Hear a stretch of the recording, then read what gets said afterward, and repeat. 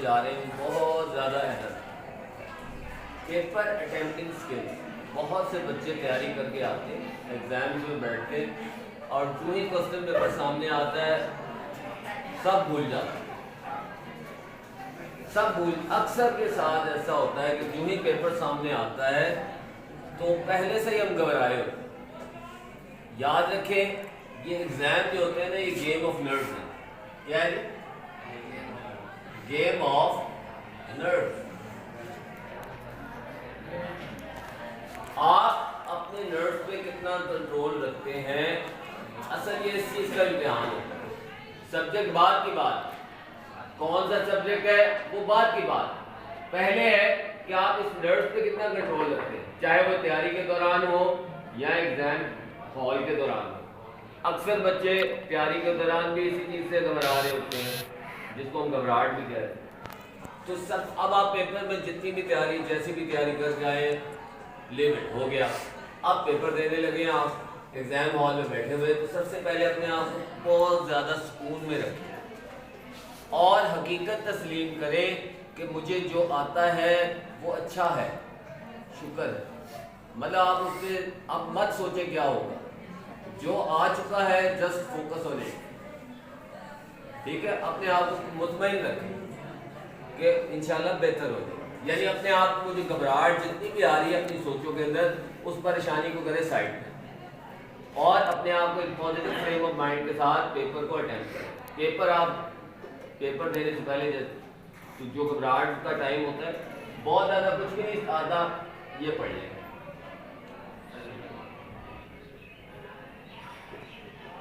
ठीक है, सर पर ठीक है। फिर क्वेश्चन पेपर मिल गया आपको, तसल्ली से पढ़ें, फौरन लिखने पे ना जाए।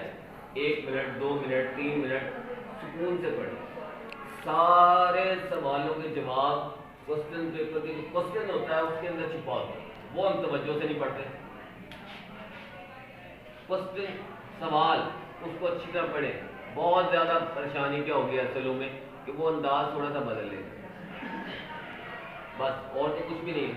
ठीक है, तो आप थोड़ा सा क्वेश्चन को एक दफ़ा नहीं समझ आया दोबारा पढ़ें, लेकिन नहीं, उससे पहले आपने क्या करना है कि फर्ज करें कि आपके 4 चैप्टर का टेस्ट है, आप तो 2 तैयार हैं।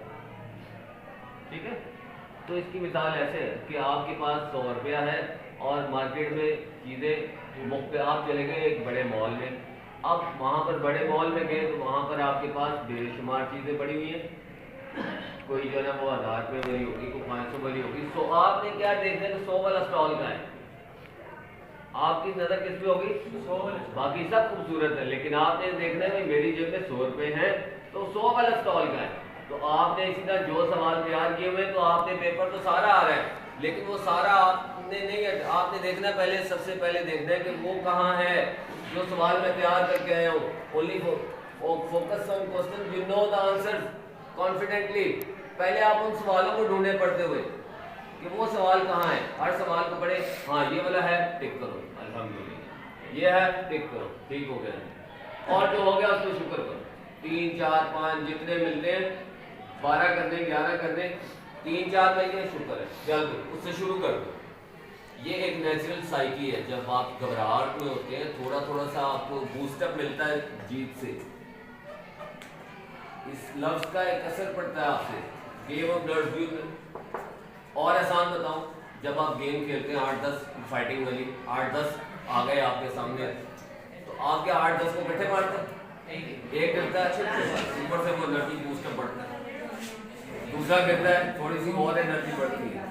ठीक है, इसी तरह आप जब एक सवाल, अब हम कहें कि हम मेरे पास 100 रुपये और मैंने नकल कर दिया 1000 रुपये वाले, क्योंकि मैंने सारे सवाल किए, सारे होंगे कैसे?